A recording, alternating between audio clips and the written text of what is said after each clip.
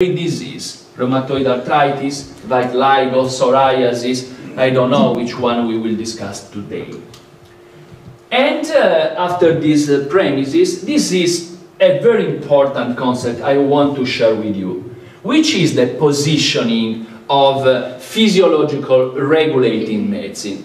Please consider PRM as the most updated integration between Western conventional medicine and complementary alternative medicine. I like so much the term integration or the term overlapping. We look at the Western conventional medicine for what it concerns the diagnostic moment. And we look at the complementary alternative medicine, especially the homeopathic tradition, for what it concerns the therapeutic moment. In fact, coming from the tradition of homeopathy, we use low doses of substances.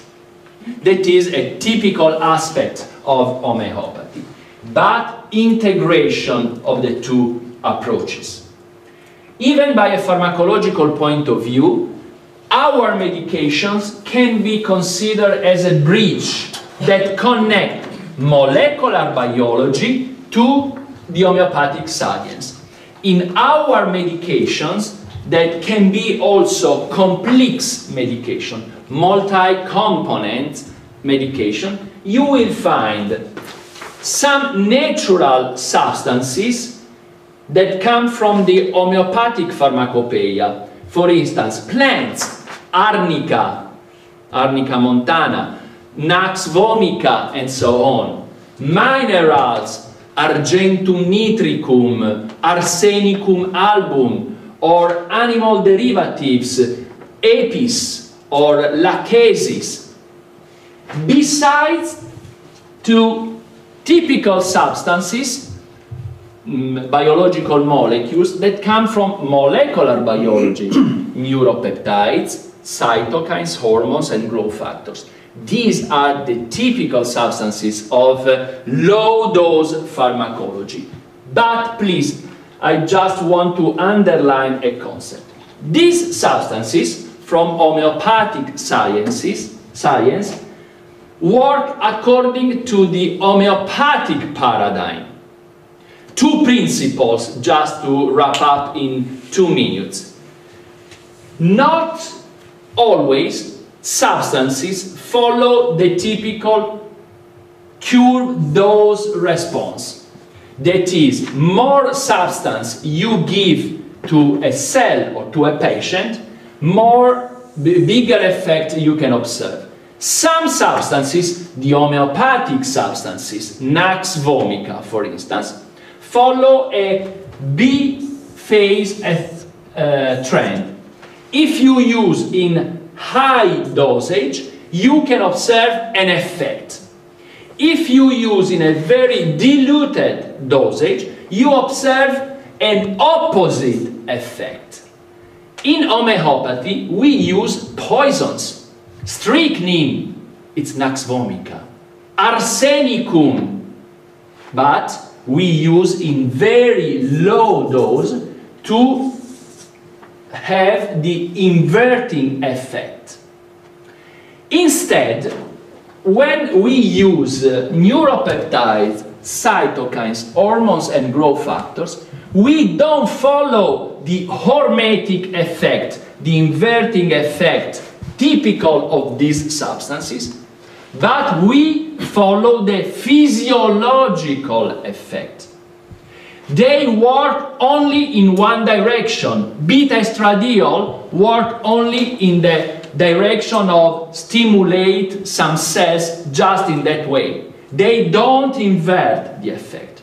So please remember that those substances work according to the hormetic homeopathic effect, the other ones according to physiology. So we will use them following principles of negative and positive feedbacks. This is the bag of tools of the substances you will find in our multi-component drugs. From homeopathy, plants, animals, minerals, working this way. From PNEI, signaling molecules, neuropeptides, cytokines, hormones, growth factors. But very important in our approach to the patient is also nutritional supplementation. And you have some of them in that poster. We use trace elements, vitamins, nutrients. We use some substances from homotoxicology that in the field of homeopathy is considered as an evolution of classical homeopathy. They use catalysts. Catalysts are some salts able to stimulate the enzymes of the Krebs cycle and the chain of electrons transportation in the mitochondria. So with these substances we can improve the production of ATP. Nosodes that are antigens or Swiss organ preparations that have a trophic effect on a degenerative tissue. So in our multi-component products, medications like this, you will find a mix, a very precise mix of all these substances.